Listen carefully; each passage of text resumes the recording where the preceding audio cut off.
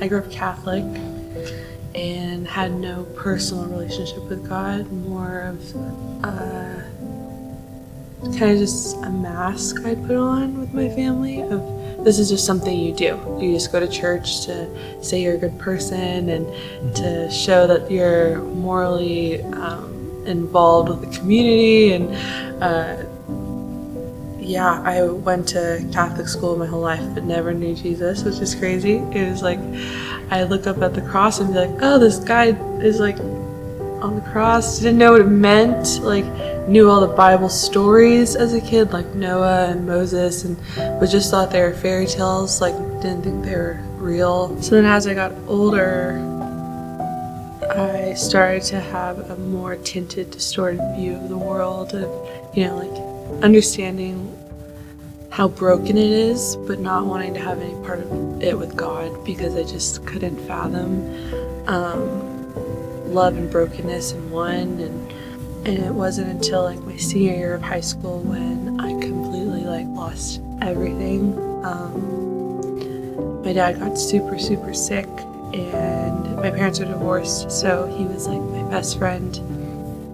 And I was taking care of him and trying to go to school and trying to play basketball in college and trying to find out who I was, let alone thinking my dad could die from he had ulcerative colitis, but he had a really bad infection in his stomach that could have led to colon cancer.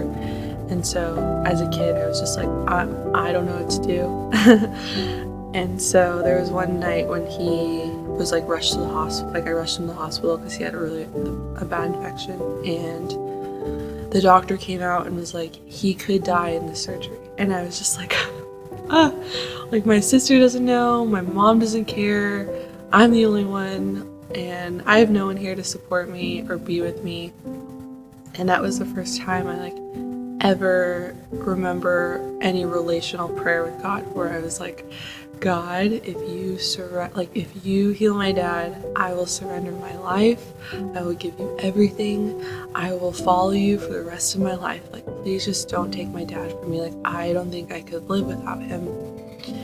And after the surgery, the doctor came out and was like, it went way better than we thought it was going to. We were even able to take off the colostomy bag, which was this bag he had on his stomach, which he thought he was going to have forever, let alone total 180 with what I thought was going to happen. But then I was like, God, you're real. God, you healed my dad. There's no way that this just happens. But then I continued to do what I wanted to do. I continued to feed my flesh and go to parties and talk to boys and just everything that made me feel that's satisfying. Everything that I was told growing up, that's what's going to satisfy you. That's what's going to give you fulfillment. And it never did. And I kept feeling so numb and paralyzed in my sin because I felt like I didn't know how to follow God. And then I came to college and I had that mindset of I'm gonna join a sorority, I'm gonna go to frat parties, I'm gonna do all these things that everyone says in the movies is what you do in college. And one of my roommates was a Christian, but she partied with me, so I was like, this is acceptable. She likes me for who I am and she wants to show me what church is. I decided to go to church with her, had this crazy encounter with God, and just wept and wept and wept. And then that's when there was these words of it's this song called Defender, and it says, pick up all my pieces, you put me back together, you are my defender. And it goes on, and the whole song I was bawling my eyes out. But when that song was being sung, it was I visually could imagine just glass shattered and then him putting it back together and it being this stained glass. Because growing up in a Catholic church, it was you admire this beautiful glass, and I never thought of it as broken pieces and then being glued together.